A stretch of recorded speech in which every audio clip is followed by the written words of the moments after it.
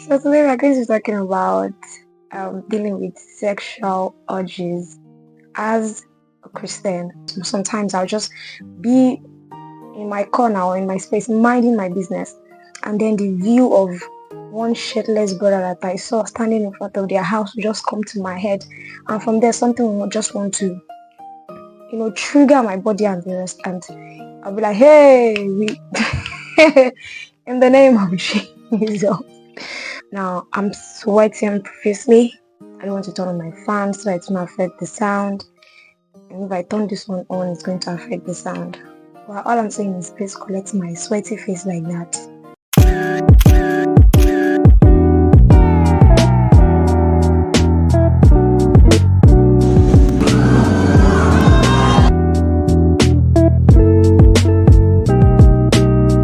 Now, we are human beings here.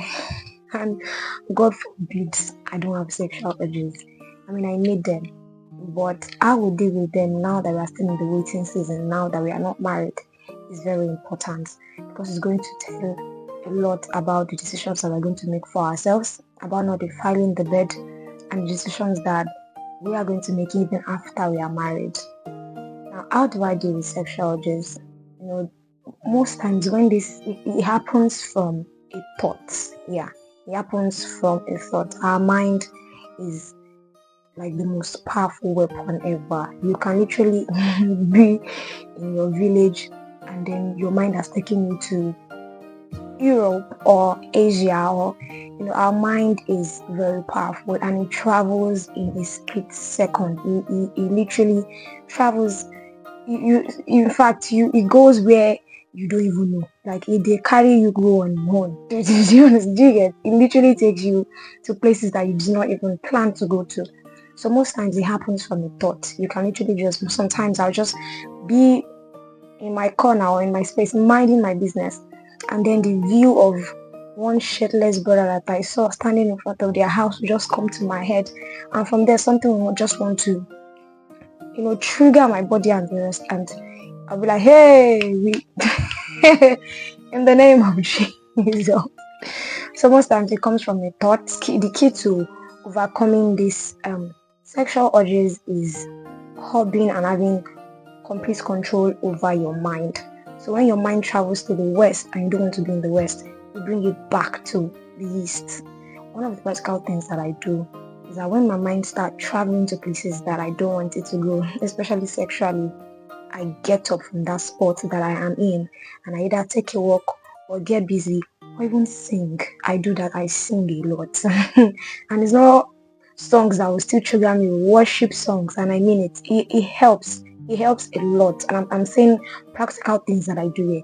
Anytime the sexual thoughts come that might lead to a sexual urge, I get up from that particular spot that I'm in and I take a walk, I get busy, either with chores or I sing or I listen. I just pick up my phone and play some worship song and just try to just curb my mind and take it away from wherever it is that is taking me.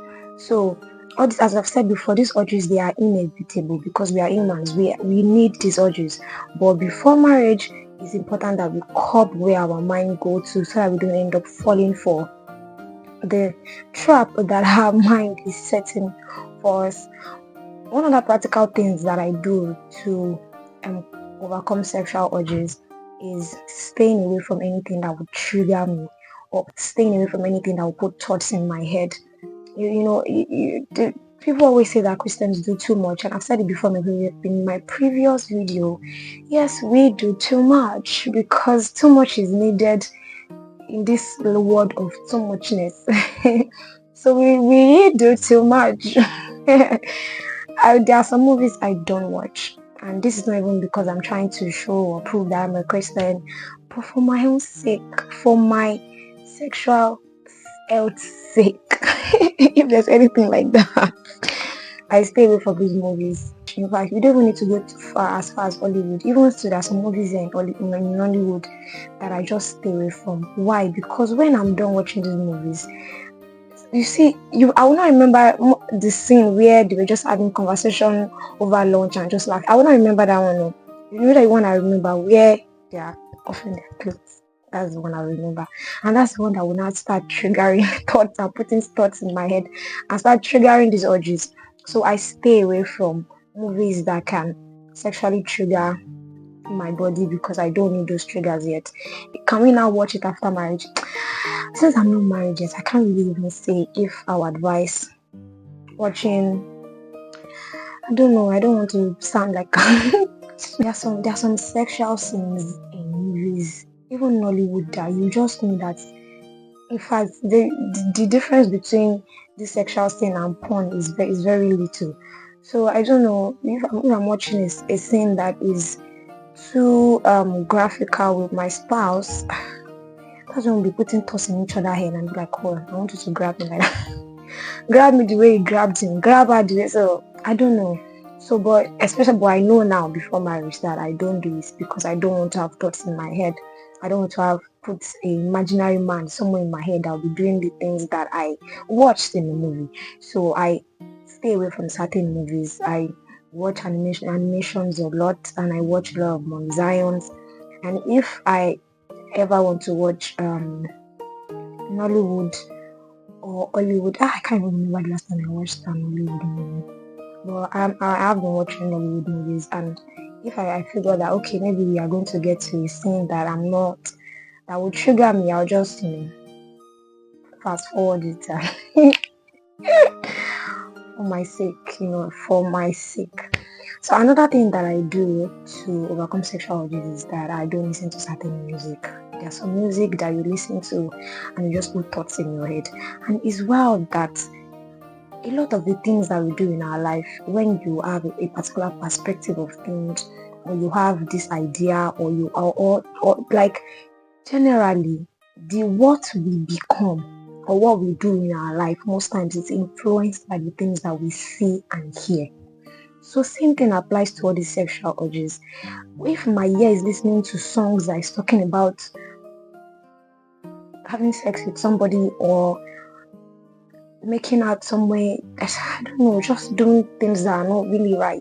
If I consistently listen to that, there's no way my mind will not want to put that into a real state for me and make me imagine it. It's not possible because that is what I'm consistently feeding on. So my mind will be influenced by it. So one of the things that I do is that there are certain music that I don't listen to. In fact, I don't even listen to any songs that is not worship. It's not gospel songs or songs that are centered around God, because these are the songs that I listen to and they literally just lift me up. They literally just, I don't know, these are songs that actually leave a positive impact in my life.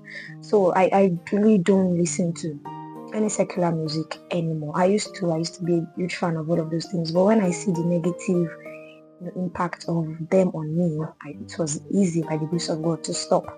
So these are the few practical things that I do to overcome sexual urges.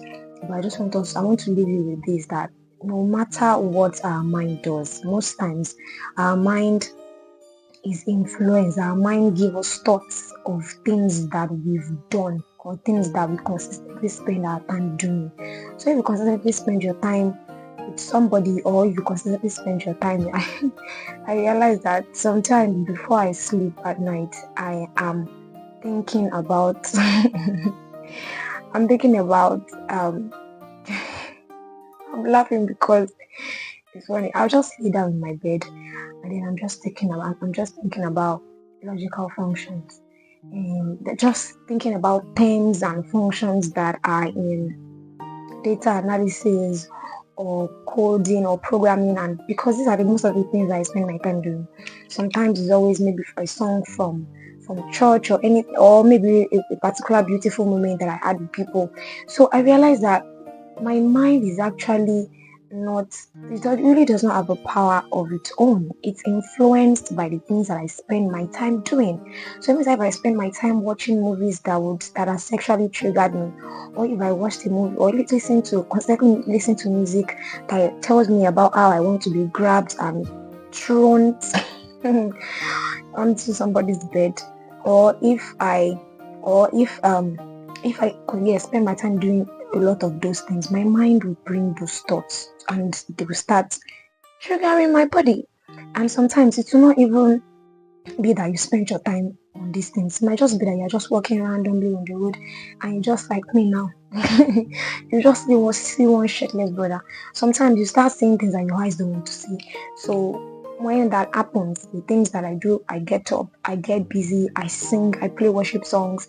I also do not put myself in situations where I'll be triggered by these things just because I don't want to fall victim of my mind. Because at the end of the day, my mind or my body does not control me. And same as you have to take power over your body. Your body does not control you. Your mind cannot just come and say, oh, think about this person removing your clothes. And then you just do it. You're not a slave to your body. Take charge of your body and say, hey, bro or sis, I own you, you don't own me. So it means that whatever it is I tell you to do is what you will do. You will not tell me what to do, especially if it's not something that sits well with my spirit. I'm not going to do it. Hey, the camera. I'm not going to do it. Do you understand?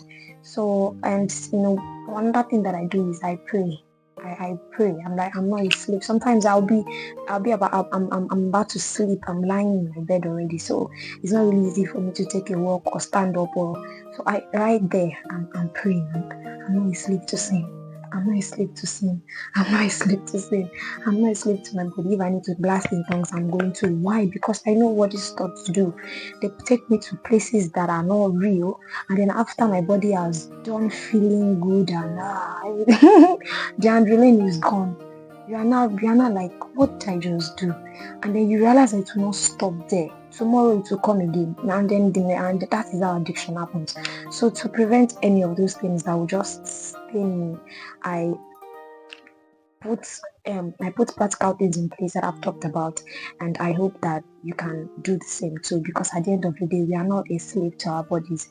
We are not a slave to sin. When you answer to your body all the time, when you give it what it wants all the time, you see somebody with a big, behind walking around the street, and then your eyes is saying, look at that person, and then you look at them, and then you're already doing the maths of things that you should not be doing the maths of, and then of course you've done that. Tomorrow you do it again, next tomorrow you do it again. You are lacking control, you are lacking self-control, and then you realize that it's not only going to affect your sexual life, it's going to affect other things. It's going to affect the way you talk to people, so really you realize that even sex is not only the end goal. The end goal is your own life. That's the end goal, because sin is not only after one thing, it's after you to end your own life. So if it starts with something, it still can lead to another thing and another thing and another thing. So I hope that I've been able to help you with this short clip of how I control or how I overcome my sexual urges.